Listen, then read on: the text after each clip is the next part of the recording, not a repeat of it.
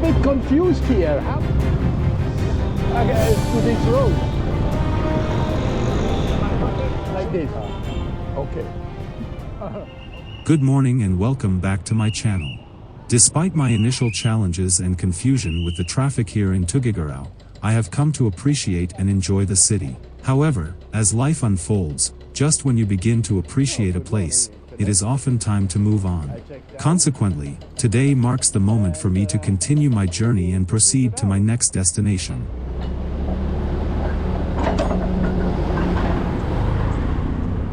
And my ride of today will be another significant trip, so let me show you the map to see the planned route to get familiar of where I am heading to.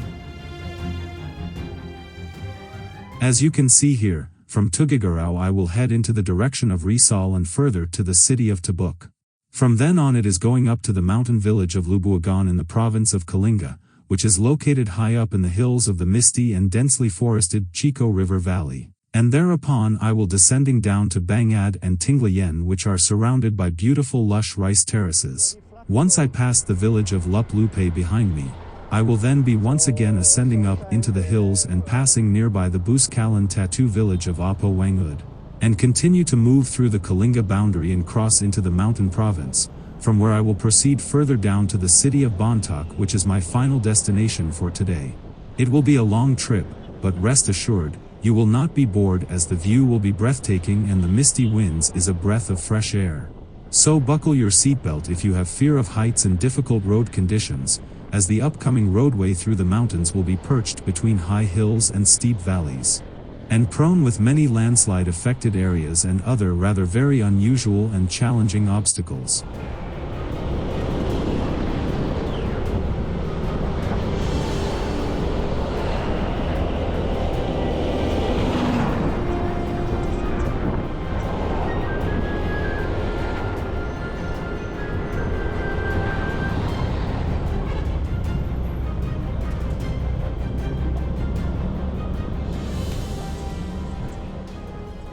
Now since we have a lot of time on our hands, here is a bit of information on that city for everyone who missed my last video of Tuguegarao. The city's official founding day was on Sunday the 9th of May in the year of 1604 and starting as a Mission Pueblo with its new vicar Fray Tomas Villa, who started the construction of a temporary church with St. Peter and St. Paul as their protecting patron saints. And then in the year of 1738, when the newly built Cagayan to Manila Road opened, the economy in Tuguegarao really started to increase immensely, which forced the Spanish authority in the year of 1839 to transfer the provincial capital, which was in Lalo, known as Ciudad de Nueva Segovia, to move here to Tuguegarao. And closer to our time, to be precise, in the year of 1975, the city of Tuguegarao was declared as the capital city and the seat of the regional government of the Cagayan and the Cagayan Valley.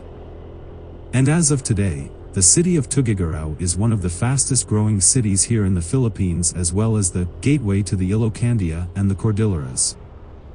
Now it is wise to choose your visit to Tuguegarao at the right time, as it is frequented by seasonal monsoons and prone to devastating floods, as well as one of the hottest cities here in the Philippines, with temperature that easily can reach a sizzling 40 degrees Celsius or sometimes even more. Now getting around in the Tuguegarao city can be a bit tricky due to the heavy rush hour traffic, so exploring the city between these hours can immensely benefit your experience and your mood.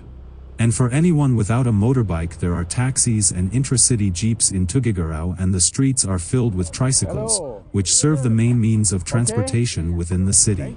As for the tricycles, it seems that there are a custom tricycle loading docks scattered around the city that go to specific areas, so make sure that you use the right one, as it can affect your charter fee. And so the easiest and most convenient way to get around is of course by motorbike, like I am doing it all the times. Now, as Tuguegarao is one of the oldest Spanish settlements here in the Philippines, therefore it has many excellent heritage sites to offer. And one of the must-see is right in the middle of the city, and that is of course the Tuguegarao Metropolitan Cathedral, or also called the St. Peter and Paul Parish, which was completed in the year of 1767, and is said to be the biggest church in Cagayan Valley region. The church is standing out with its textured brick facade, which is accented by white columns and artistic spirals, as well as the 5-tiered remarkably tall belfry. Furthermore, there is its spectacular interior, which is newly renovated by the anastylosis method, a technique that is concentrating on reconstructing the ancient structures to its former glory. And when you go, you will see yourself that they really did an unbelievable impressive job here. Then there is the Rizal Park, just across the road from the cathedral and dedicated to José Rizal, who was a Filipino nationalist, writer, polymath, and widely considered as one of the greatest heroes here in the Philippines and active during the end of the Spanish colonial period. Unfortunately, he was executed by the Spanish colonial government for the crime of rebellion after the Philippine Revolution broke out. Even he wasn't directly involved, which elevated him to a hero. So, and that's it on the information of Tuguegarao. If you want to see the city and to know more about it, please feel free and watch my 10th episode exploring the city in much more details.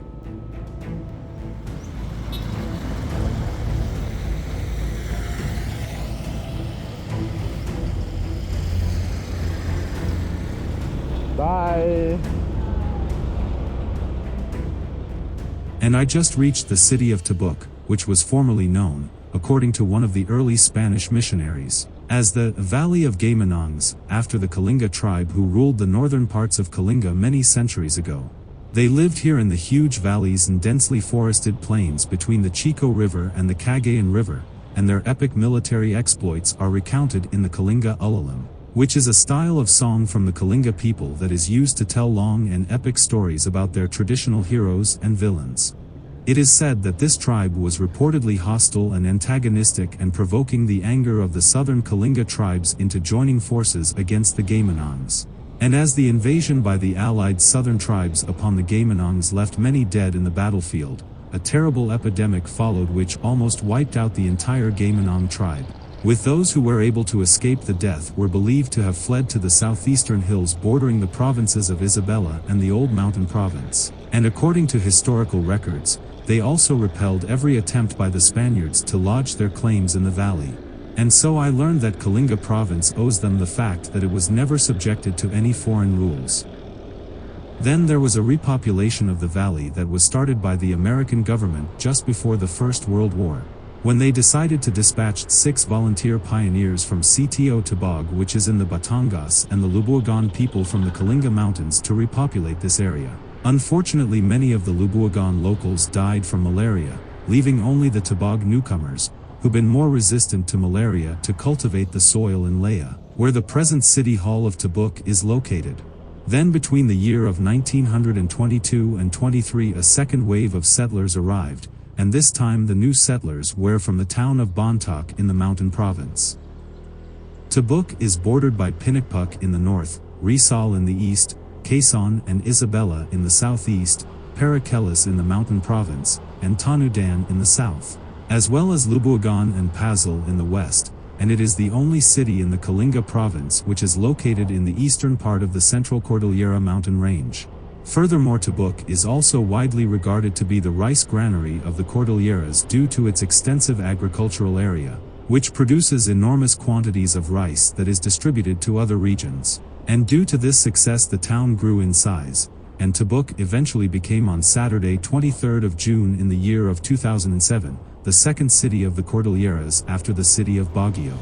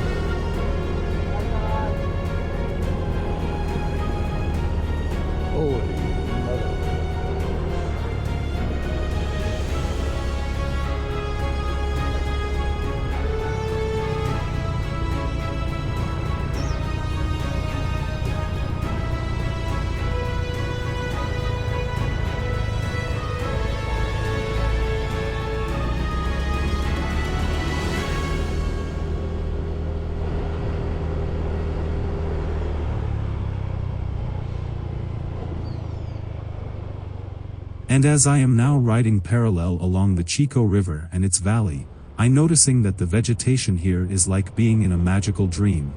And the deeper I go inside the valley, the more lush it becomes, but not the entire Chico River Valley is like this. But one is sure that this majestic river and its valley is the lifeblood of the Cordillera region. The Chico River spring actually emerges from the slopes of Mount Data and then flows downstream and northeast towards the Pacific, and on its path winding through the country's biggest mountain range and sustaining its plants, animals, and people. Though it is only a small ribbon amid the immensity of the Cordillera range, the Chico River is central to the life of the region's people and environment, as plenty of vegetables and rice are grown on the rivers surrounding mountain terraces, and also bring plenty of fish for the villagers and enabling the forests to thrive beyond the riverbanks. It is over 170 kilometers long and its character is changing dramatically from the beginning source to the ending sea. The upper river in the mountain province is the narrowest section and goes through gorges with steep rock walls, and as the Chico flows into Kalinga, that's where I am now. And here it widens slightly and gorges are replaced by towering mountains and lush rainforests. When the Chico nears the Great Cagayan River, the mountains fall away and serene plains take their place. And as I am now riding along the Chico River from Kalinga to the mountain province, I can witness the lesser known and inaccessible areas of the Cordilleras. These are the provinces that have the most charm and the friendliest people with much fewer tourists. And that is exactly what I treasure so much on my journey that goes deep into the mountains, and enabling me to visit remote villages such as Maligcong for its awe-inspiring rice terraces, Buscalan for its traditional tattoo artists, and Tuguegarao with its waterfall and hot spring. Now I also learned that not all is serene here. There are still two planned hydropower plants, which is the Upper Tabuk Dam and the Carayan Dam, and both of them are set to be built on ancestral domain lands. Their developers have touted them as being pivotal to providing cheaper electricity and a consistent supply of water for irrigating upland farms. But some indigenous groups and activists have opposed the projects since the year of 2008 by questioning the exclusion of downstream indigenous communities from the consultations, and alleging bribery and sweetheart deals surrounding the consent process. It seems like today's opposition to the two proposed dams in Kalinga mirrors a similar resistance going back to the year of 1970, when indigenous communities joined forces to wage a decade-long struggle against the Chico River Basin Development Project. At that time it was the pet project of strongman Ferdinand Marcos while the country was under martial law, with the Chico River Basin Development Project calling for the construction of 4 massive hydroelectric dams that would have been the largest dam system in Asia at the time. 2 of the dams would have been in Mountain Province, and the other 2 in Kalinga. With the project's sheer scale, it would have submerged indigenous communities in 8 towns, impacting more than 300,000 people. Unfortunately, at that time their efforts to secure an audience with the officials in Manila failed miserably, and the indigenous groups resorted to the only way out, which at that time was civil disobedience by rolling boulders onto the roads to block construction workers and hurling their equipment into the Chico River. Indigenous women played a particularly significant role in the campaign, with the women from Bontoc driving away the survey teams in the mountain province. While in Kalinga the women tore down the workers' dormitory in Tabuk 4 times with their bare hands. Upriver in the town of Tinglayan, indigenous women from other communities tore down the construction camps twice. They also stripped down to the waist and displayed their tattooed torsos and arms in front of the government personnel and armed guards, in an act known as Lusi, which is believed to cast bad luck for the one looking at it. Other members of the affected communities took up the arms as part of a community militia, while many joined the armed wing of the banned Communist Party of the Philippines, which was the New People's Army. The Marcos government then responded to the opposition by sending in the military and declaring the area a free fire zone, where security forces had carte blanche to shoot perceived so-called trespassers of their own lands. The zenith was reached with the assassination of Macli-ing Dulag. He was an outspoken Pangat or village elder of the But people of Kalinga. And so in April of 1980 he was assassinated by the Philippine Army's 4th Infantry Division while inside in his own home. Unfortunately and fortunately, this very sad event then tipped the scales in favor of the indigenous groups, and the building of the dams was aborted for now.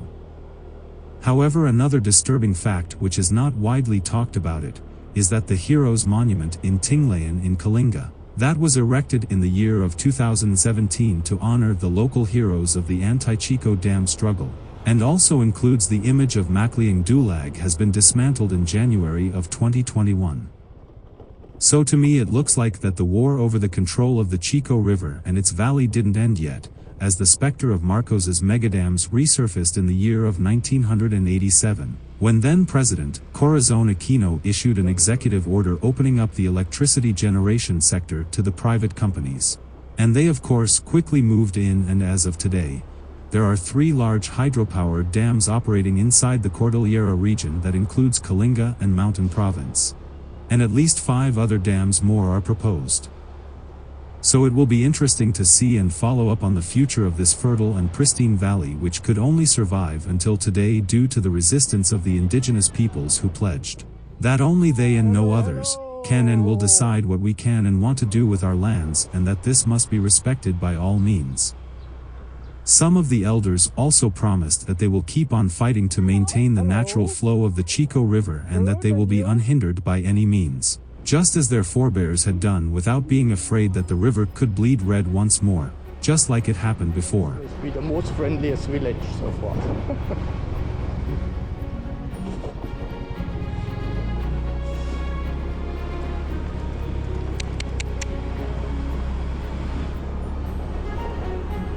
Hello.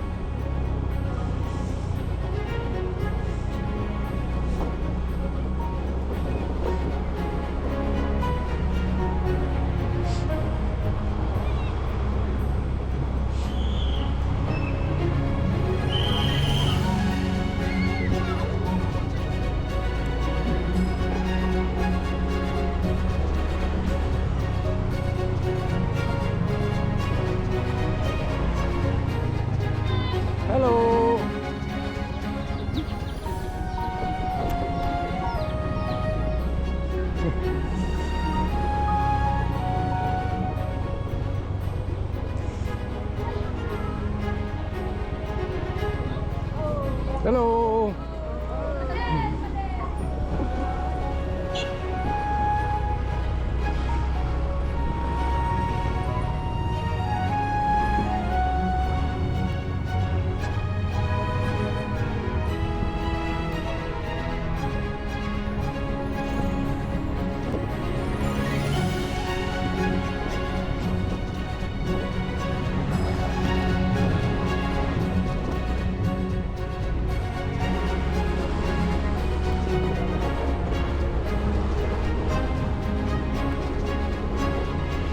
Hello.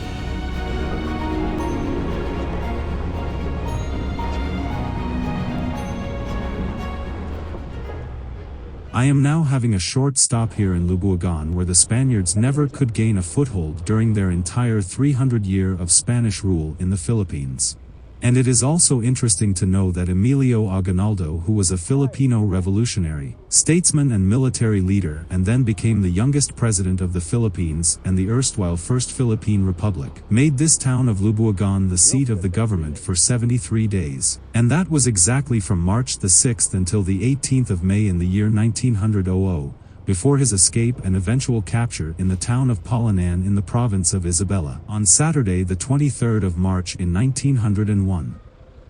And then upon the assumption of the United States of America as the colonial power over the Philippines, Kalinga was separated and organized as a distinct sub-province from Lepanto in the Benguet province, and Bontoc in the Mountain province. And Franklin Walter Hale was appointed as the first lieutenant governor to establish a civil government here in Kalinga, which was the most difficult sub-province to govern, as neither the Spanish nor the Philippine constabulary could control the Kalinga's perennial warfare and headhunting, but somehow Hale could accomplish what no one else could, and all because of his different approach of governing the mountain folks over here.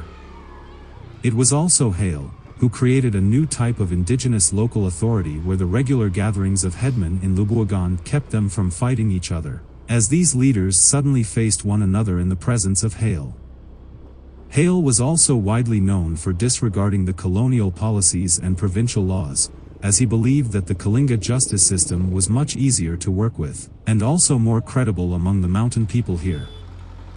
Later in the year of 1909, Lieutenant Governor Hale, after contracting malaria down in Bolanao, he and his family were forced to leave Bolanao and moved up here to Lubuagan for good, and he then established together with his staff their permanent quarters and camps, and that is where the present multi-purpose hall now stands.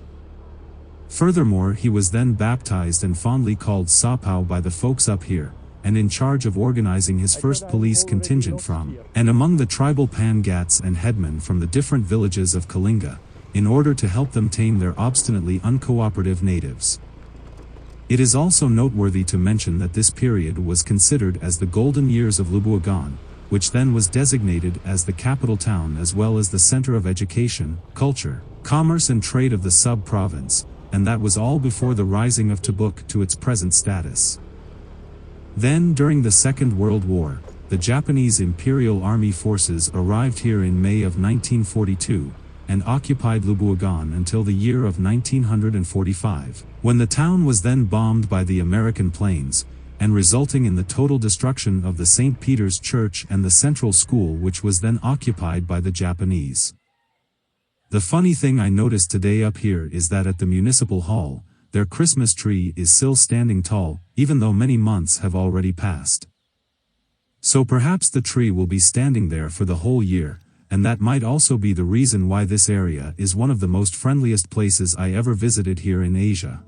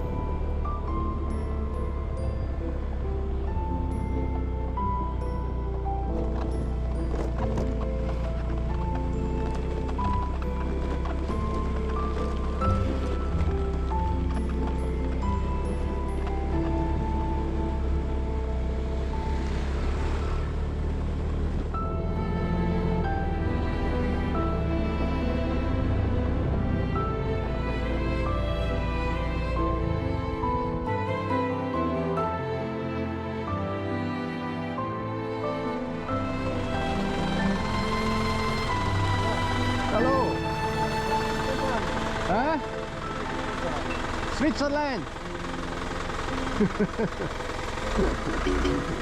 Bye-bye!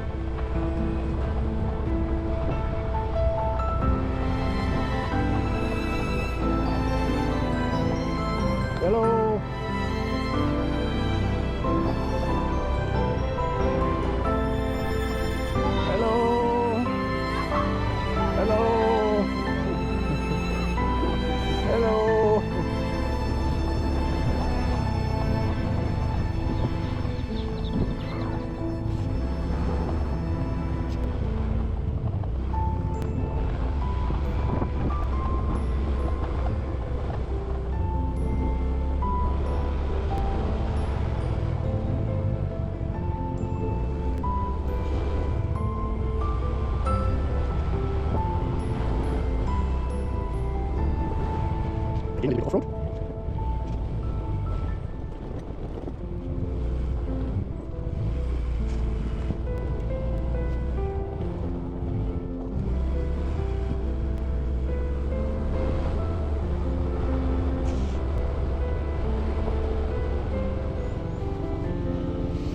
It's more and more off-road now.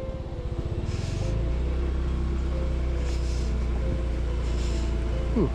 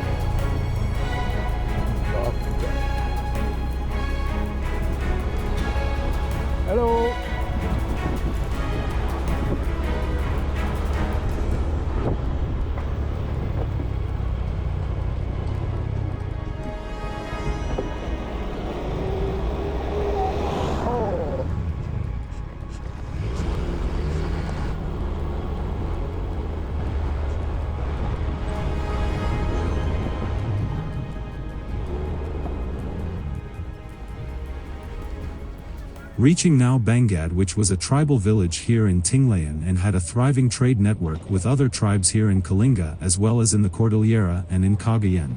And that was all before the Spaniards arrived in the year of 1880, when a trail was built through the area by Filipino natives who were then forced to work for the Spaniards. Of course, they were also involved in the Chico River Dam project conflict, back in the year of 1970, when they faced off a proposed hydroelectric power generation project, which would have displaced their entire community, including the one of the people in Bontoc. I also learned that they still have their traditional marriage practices here in this area, and so the process of courting, and then marrying the love of your life by phone or the internet might not be a piece of cake up here, as even in this modern time, some of the traditions never go away. And here in the Kalinga province, particularly the Sumaker indigenous cultural community of Tinglayan and their ancestors, are practicing and handed down a unique way of courting their women, with the main aim of the practice is to test the intentions for a certain period of time before a couple could finally be married and live together. In the olden times and perhaps even as of today, the Sumaker indigenous cultural community ladies have their own circle of lady friends. These ladies would often sleep in one of the houses of their friends. Men will then go there to visit these ladies and would play a bamboo flute while talking with the ladies. And then when a man wants to marry a maiden, he would confide to his friends that he is interested to marry one of the ladies. The man to whom he confided will tell the friends of the lady the purpose of his friend, so the ritual takes place as a proof that the man is sincere. But before the ritual, the friends of both parties together with an elder person living in the same house would interview the man first to determine if he is really sincere. And trust me, that is just the beginning of their traditional long winding way of courtship, which I am unable to describe here in full details. Anyway, and after a lot of ceremonies that can last for several months, the couple will still not be allowed to live together, as the man has to do his services to the family of the women he wants to marry and showing his capability that he can take care of the woman. And that goes on until the parents determine that they think the man has satisfied their requirements. And so it can take several months to even more than a year before the couple will be permitted to live under one roof and sleep together as husband and wife. So what do you think? Is that a good tradition or not? Please let me know in your comments, and thanks in advance for doing so.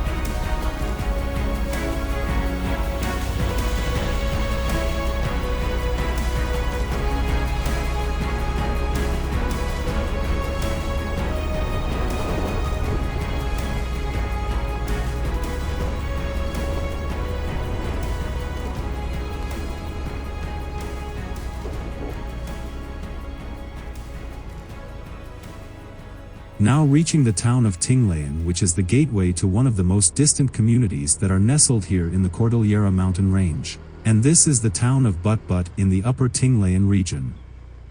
The town is located at an elevation of around 1,200 meters above sea level, and is among the most remote and the most difficult one to reach.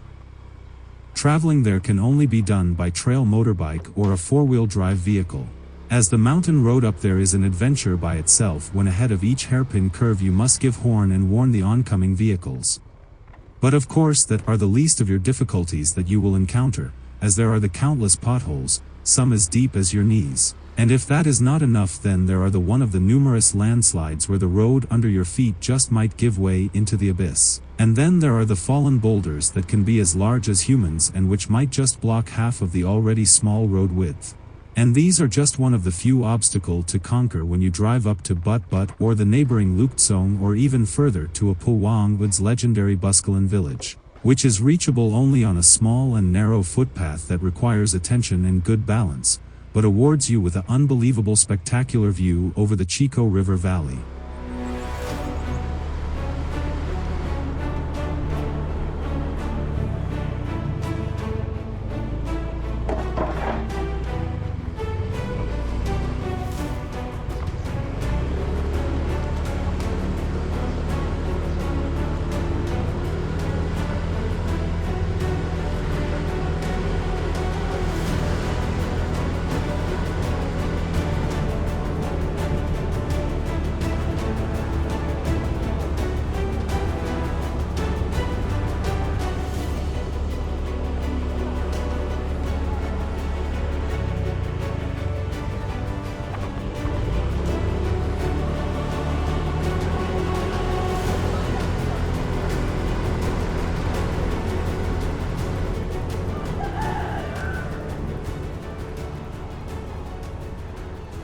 Traversing now the town of Lupa, which is also an area that needs a lot of sightseeing stopping time. As you can see here too, this part of the road is offering some of the most beautiful views I have seen here in the northern parts of Luzon, as here are valley after valley of extraordinary mountain terrain, with rice terraces situated in seemingly impossible places. I just wonder how on earth can this people work and maintain their lush rice terraces on such steep hills like this.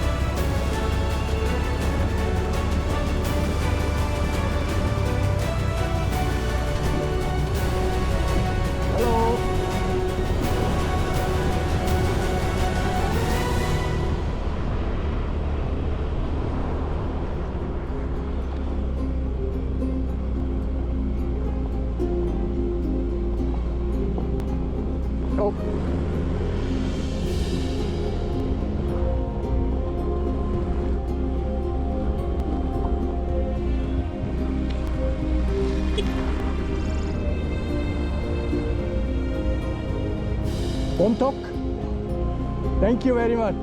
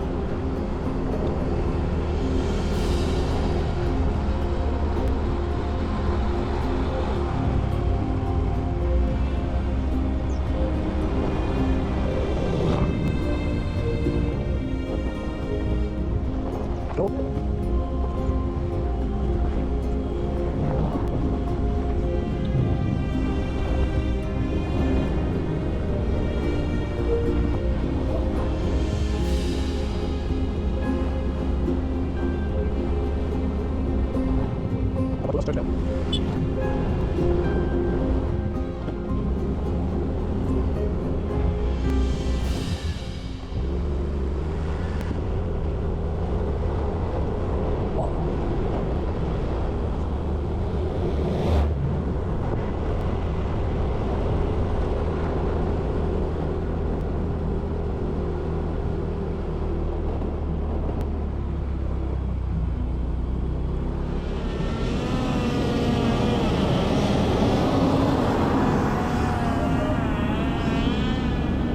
Hello.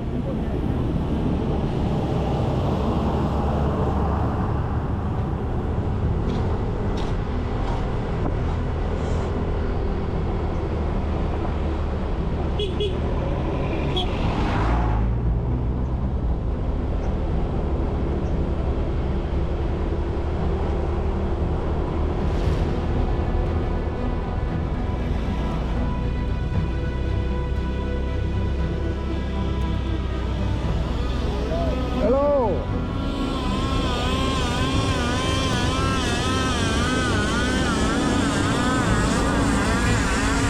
Hello.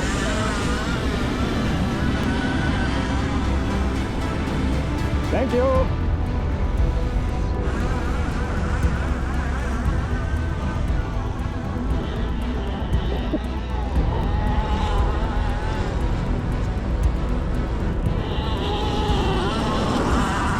Go. Go.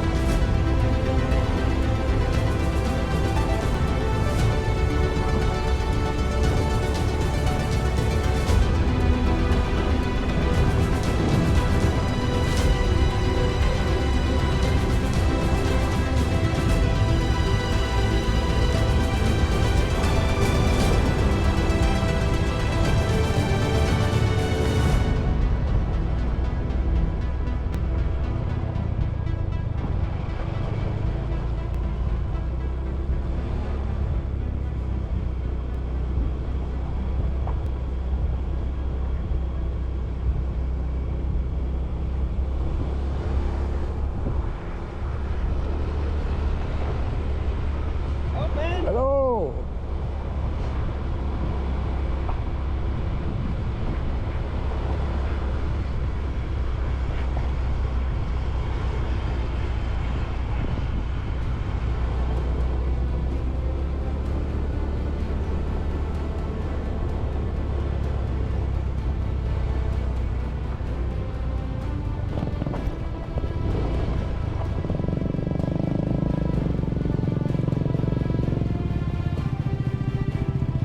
Hello. Sorry. No problem.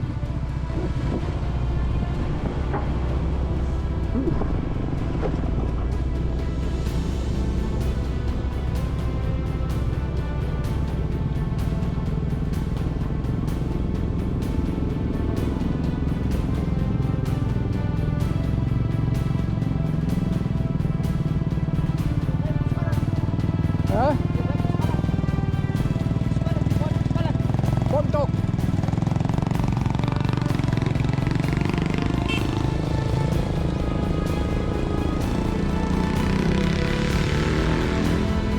Shit.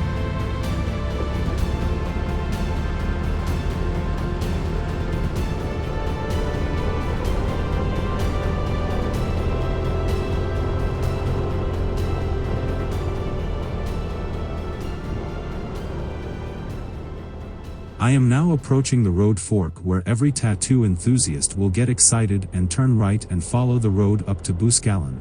But keep in mind that it is a dizzy and bumpy ride that can barely fit a car.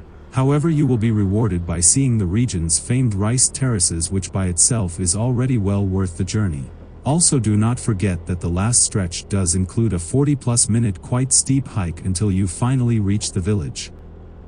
But don't fret, as it is one of the most beautiful views you can get overseeing the Cordilleras. Also remember that up here the modern conveniences have not fully been introduced and transformed the small village of Buscalan yet, and there is almost no cell signal, and only a few residents have Wi-Fi. However, steel roofing has now largely replaced the traditional cogon roofing, and wooden huts have been replaced with concrete structures, so time up here is also changing, even when it is quite slow. And now to the woman who made this small village so famous. It is Apo Whang-Od, and she has been around to witness all these changes. And she is also the one who is largely responsible for the changes itself. And it is none less than her, Apo Whang-Od, the sprightly centenarian also known as Maria Uge, who has been hand-tapping tattoos on skins since she was a teenager. She was a shy 16-year-old girl when she began her career as a tattooist under her father's mentorship, and has as of today become the first and only female Mamba Batak, which is the name for a traditional master tattoo artist. In former time she would travel to far and neighboring villages who summoned her to imprint the sacred symbols of their ancestors on individuals who have crossed or about to cross a threshold in their lives. The Batak tattoos actually symbolized a proud recognition of Filipino resilience throughout their extensive and challenging history, and they do honor the enduring strength of the But community in their ongoing commitment in preserving their cultural heritage. However, it is only in the last 15 years that her customers made her known beyond the Cordillera region, with nowadays more than thousands of visitors coming from all over the world and seeking the exquisite pain of the deep black powdery stained thorn, which will be piercing their fragile skins into a red and swollen mess that is painfully surrounding the tattoo until the healing process is finished. As for the current hype, it is definitely due to the internet that Apo Whang-Od's popularity so dramatically fast increased the number of visitors who are now coming to Buscalan.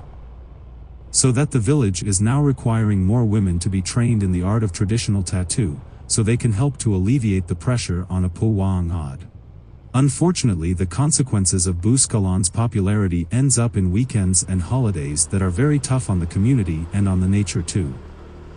It is just too much for the fragile environment to handle the overwhelming presence of tourists, and especially those who are disrespectful and don't care about the nature and the traditions of this area.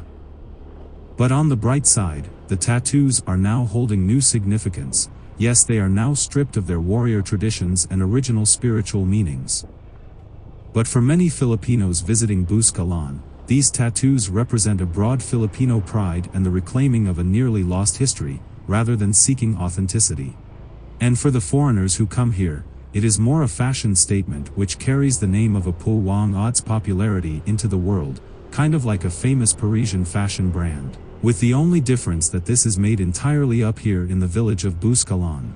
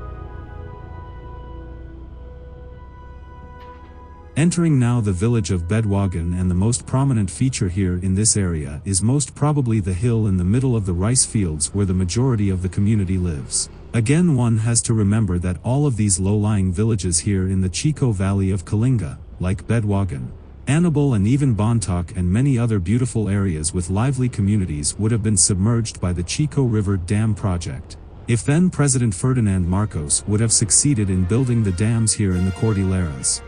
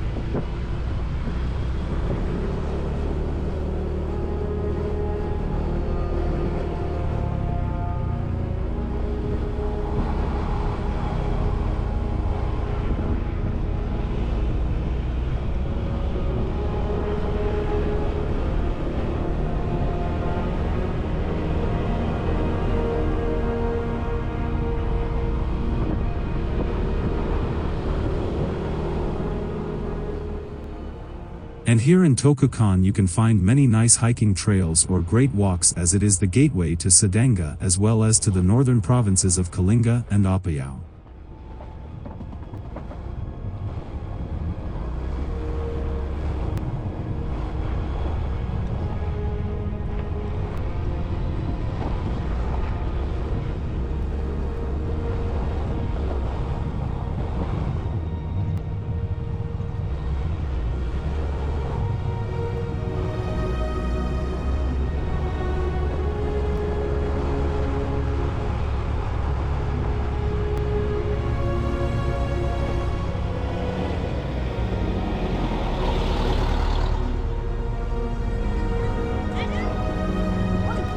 Uy!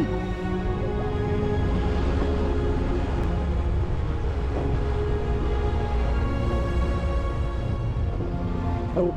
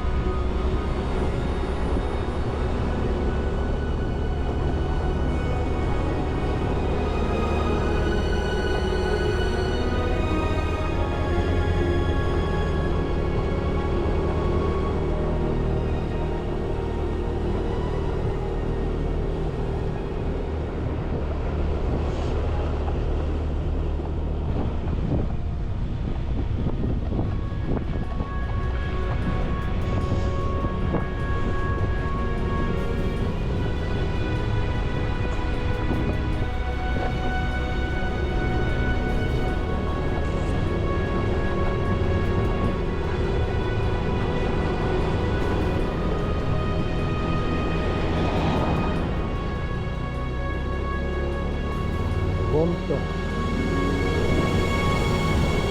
See?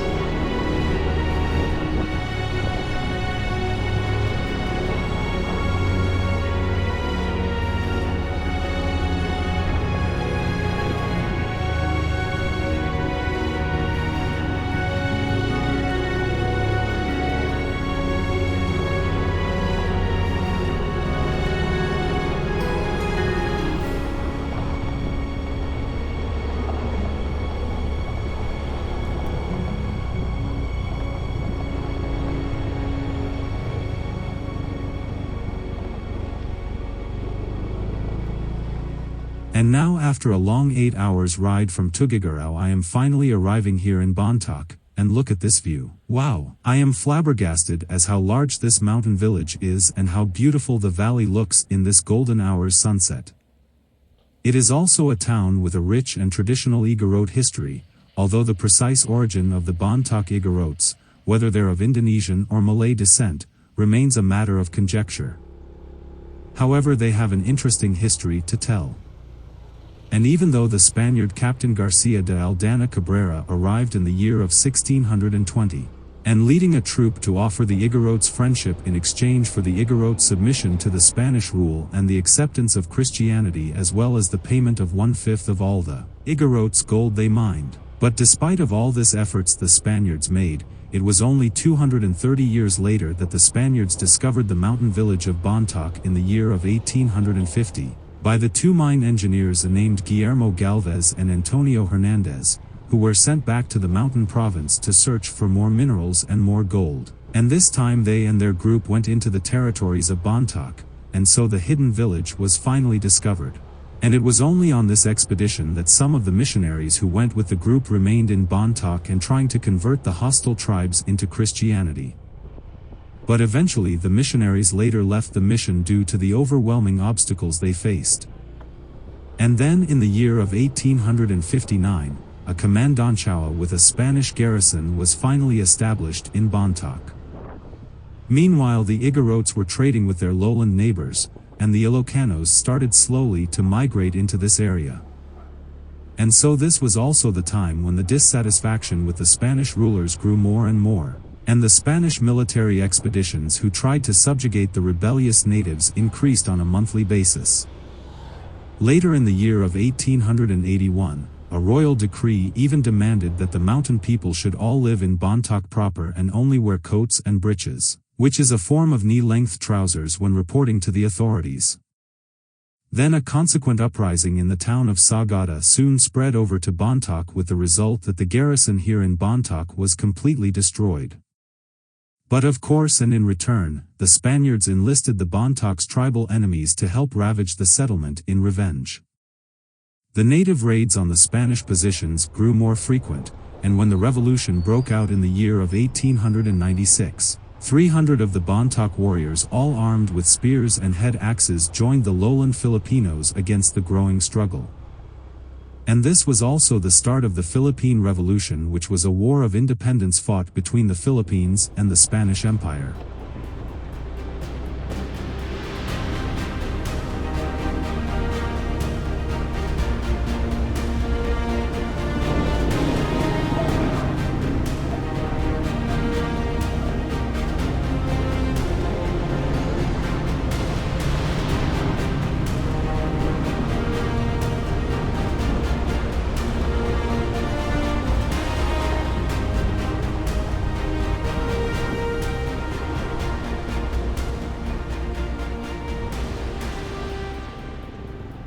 So, and on this interesting note, I will also end my video for today.